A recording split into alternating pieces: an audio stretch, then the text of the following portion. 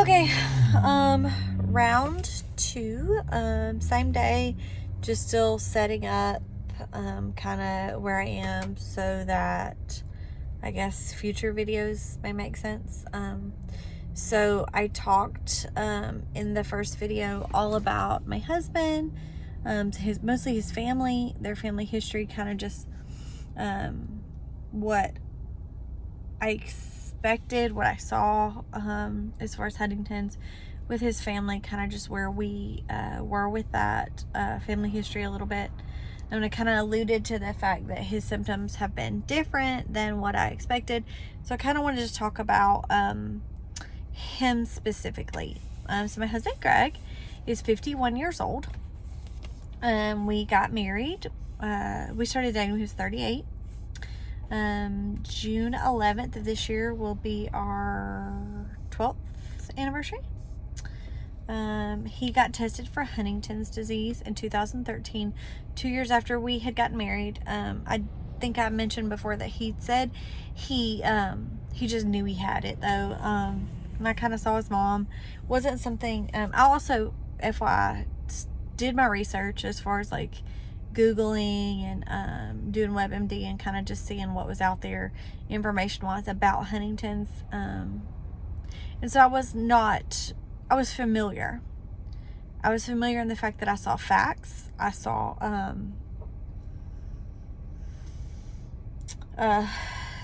research that had been done by the Center of Excellence. I had interacted with his mother, obviously, and then some other family members that I had seen. But even though him and his mother, I think I mentioned, their CGC repeat is exactly the same, their Huntington's has not been the same journey. My husband, maybe because he's male, maybe because of how much he slept and what he ate and what kind of job he did, and maybe just because genetics in general, it's a genetic condition, but his DNA, I don't know. I mean, like, even just looking throughout the 6 siblings, in his mom's generation, they all were very different. Looking at my husband and some other family members in his generation that are positive, their symptoms are different. So there's nothing that can truly prepare you for like, what is this? What is this like?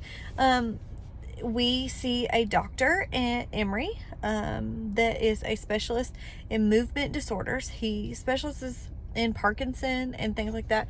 He is the closest to a Huntington specialist that we have currently, and that's about an hour from us, but he's fabulous. He does treat other Huntington's patients. He is familiar with the condition, and he's fabulous. I will say that when I first met him, he made me squall. I could not stand him. I thought he was hateful and mean, because he just doesn't sugarcoat things. He's very much, these are the facts. His bedside manner is not fabulous when you're on my end of things. I tend to be an emotional person. Well, let me say this. I am not an emotional person.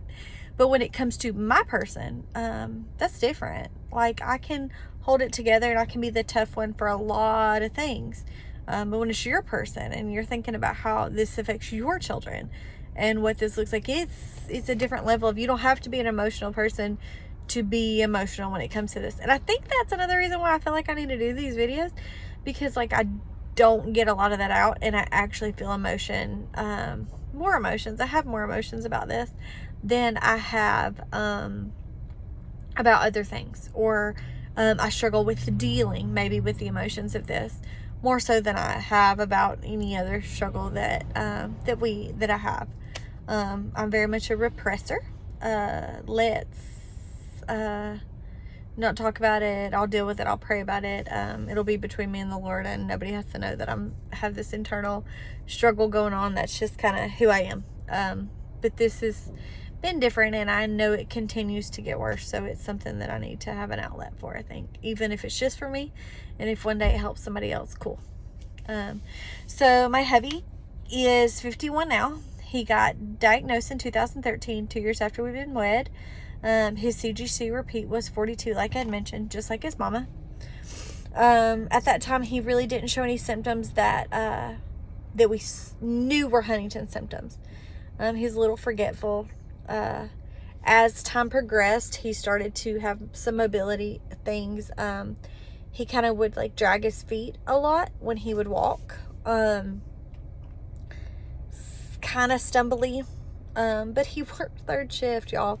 He worked third shift as an electrician, and sometimes it's just like, dude, that man's just tired, you know. He worked a lot of hours. He'd work 50 hours minimum in a week, sometimes much more than that. And so, you know, there's lots of things that now looking back I see that was for sure Huntington's.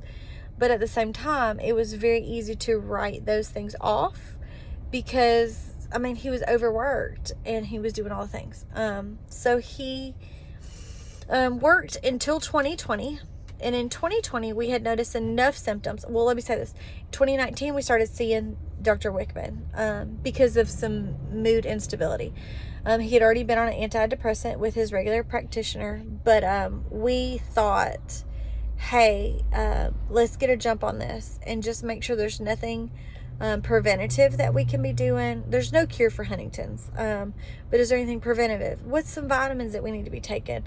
Is there some physical therapies that might help, like just to stay ahead of the curve? At least that's what we thought.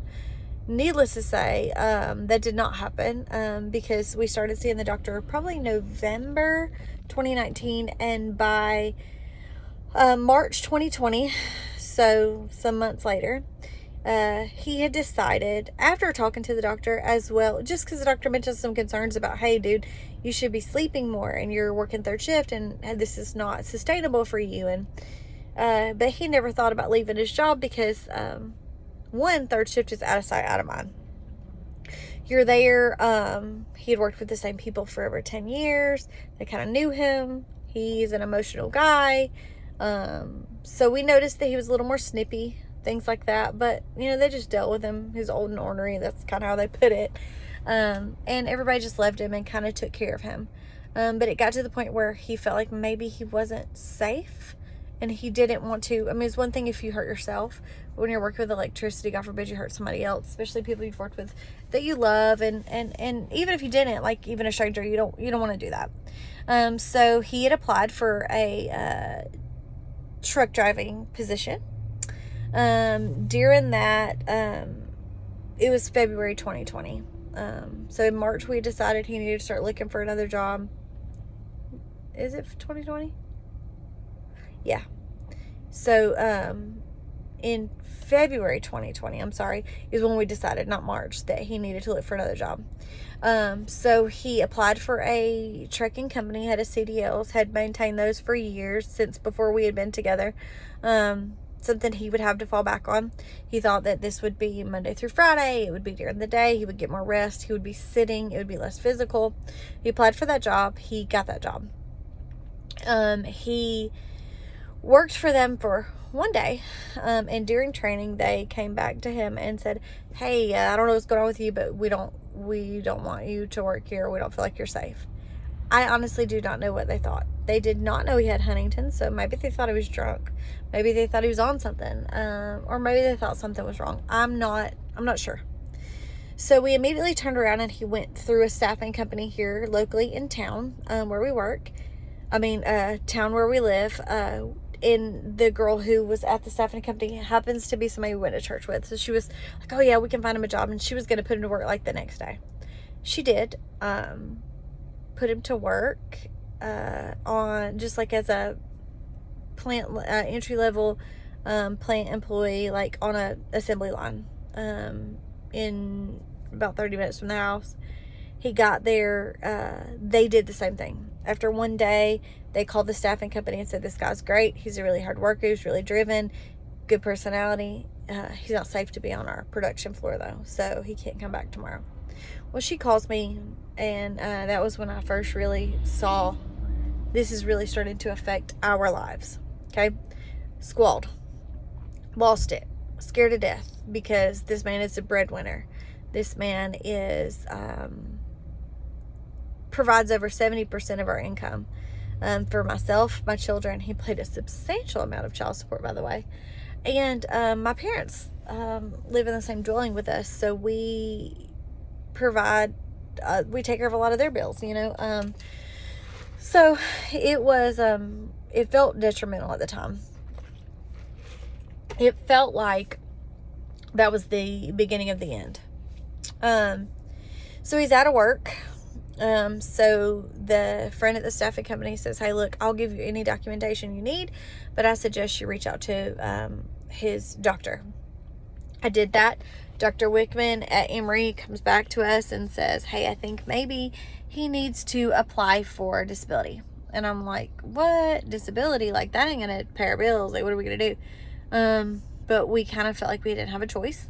So we did. We applied with the help of Emory. A social worker there came to us and was sent to us through Dr. Wickman's office. She helped me fill out the paperwork. She was very honest and said, like, hey, most people, the first time they apply, even though Huntington's is on the list of approved conditions to receive disability in the state, most people are denied the first time. This is also during COVID. It's March 2020. I want to say it was the time that he got sent home from the temp job was the day they started locking stuff down, like the nursing homes and things. I know that because my nephew was at Eggleston having a procedure, and like we were not like we went in with him that morning and were asked to leave and we're not allowed to stay. They locked the hospital down. So like the world is on fire at this point. There's so many things going on, and our world feels like it's falling apart too. But it's almost like, what do we say to anybody? Because everybody's flipping out about COVID and about all the things that's happening. And like, here we are dealing with this, which we knew he had. Our close personal friends knew he had this. But it wasn't something we talked about yet because we were just waiting till it was inevitable to affect our lives. My husband and I both will agree that we're not somebody who is searching for, like, we want people to know for educational purposes. What I don't want is I don't want people to have like a pity party or anything, because I feel like that's not helpful to me. It almost feels like I'm disrespectful to him, even though it's not. I know that that's a natural response, but it bothers me, and it probably shouldn't. But I don't know. It's just not what we're after. So all this is going on. 2020 hits. He's out of work. We go to the doctor. They help us fill out the disability stuff. 8 months goes by before we hear anything. But my daughter's out of school at this time because the last 3 months of school in 2020, when her 5th grade year, they send these kids home and they're doing schoolwork from home. They're doing busy work on like Google Classroom and stuff. So Greg has an opportunity to be with our youngest daughter, our only daughter, and spend time with her that is very intentional. He got to be her kind of tutor, her teacher. I would come home every day and they had baked something, or they were outside playing kickball, or they were like something. So more one-on-one time than she had ever had with him. So I know now that is 100% was his design for our family, to help ease us into what we now experience. So some time goes by. We make it through that summer. It was hard. We noticed he became a lot more aggravated easily, more forgetful. But it was a lot more the emotional side of things than it was the physical side of things. He had always kind of been a feet are shuffling, maybe a little unstable walk, but if you know him, he's this tall, gangly guy. Like, I don't know. It wasn't something that we had noticed so much at that point. But emotionally we started to notice. So that summer he's home with my daughter, and I start to notice there's a big rift that takes place there. this also is the time that my biological child is graduating high school. So 1,000,001 things going on, right? So he's home with them most of the day during the summer, that summer, and we really start to notice some emotional changes within my husband. He seemed very short-tempered, kind of bitter. If one thing that wouldn't bother him on, say, Saturday, come Tuesday, the kids could do that again, and it would be end of the world. Huge deal. Blowing my phone up at work that they've done this, that, or the other. Especially my daughter. So it was a very hard time for them, because it's hard to look at at the time, 13, 12, 10, I don't know. She would have been 11 years old, I guess, and say, hey, he can't help it, because, like, it's your dad.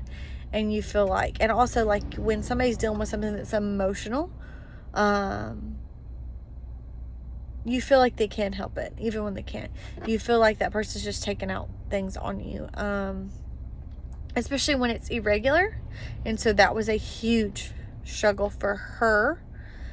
So we go back to Dr. Wickman, all while waiting to get disability, and he puts him on a medication called Respirone, to help stabilize his moods a little bit.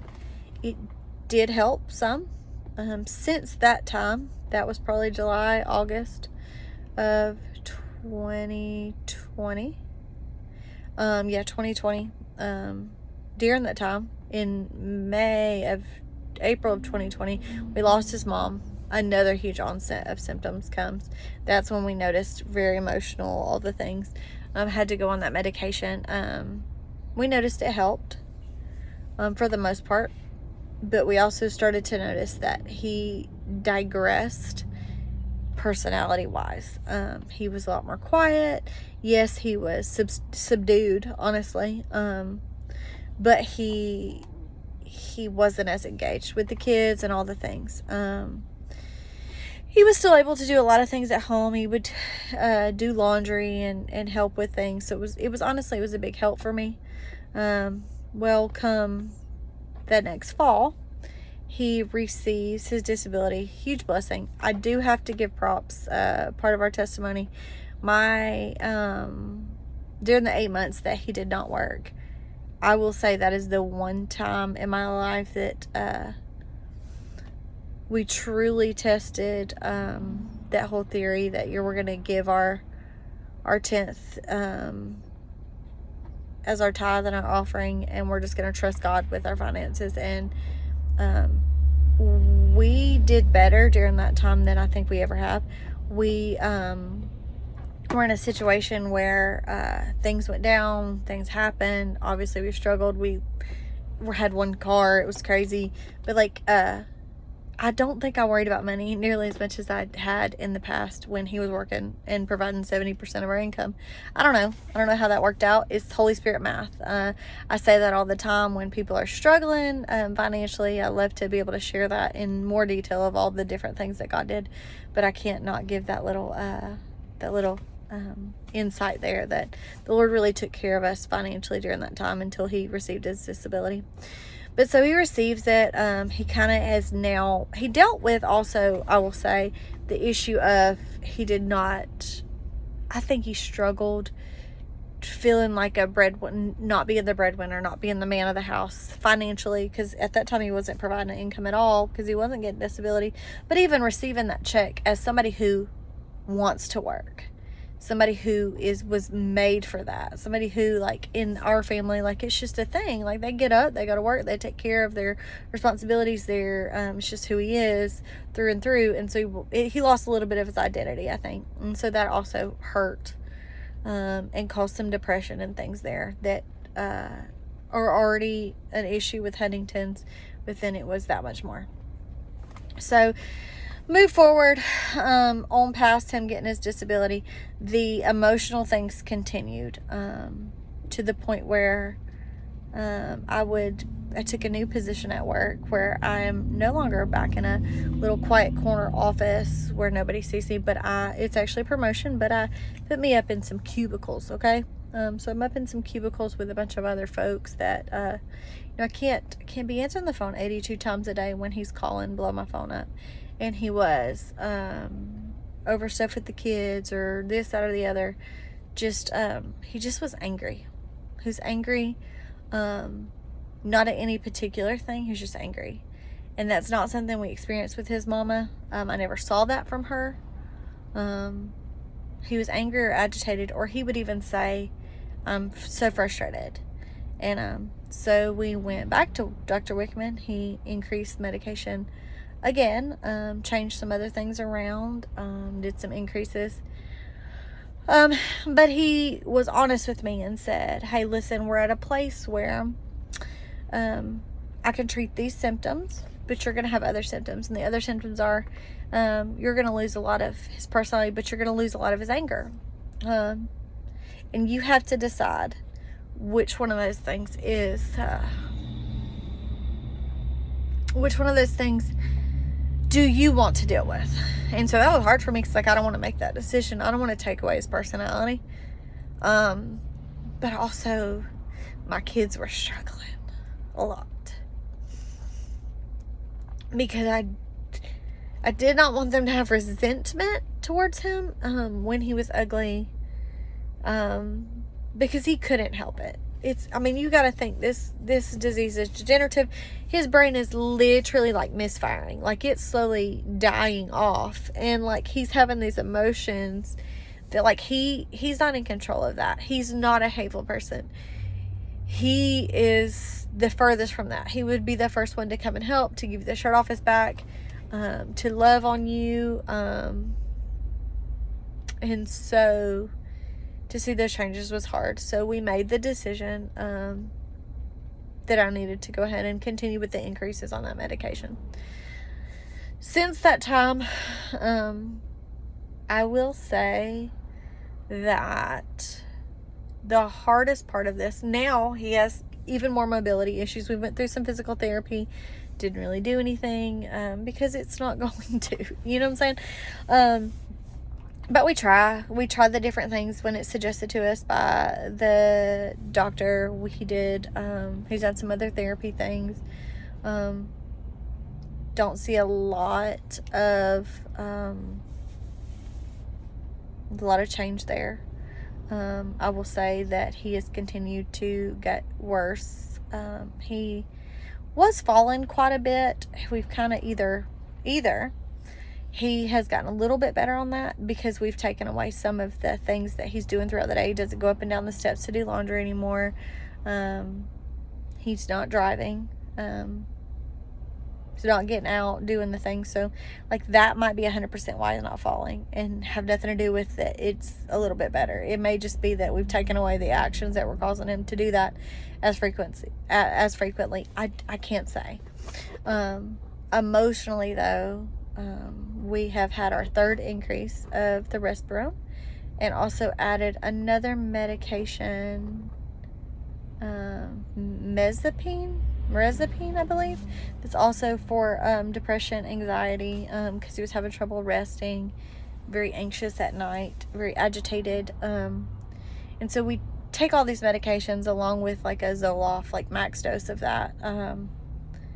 That means that he only speaks when spoken to. Very rarely does he call me during the day now, so it's easier for me to get my job done at work. But he doesn't really interact the same way.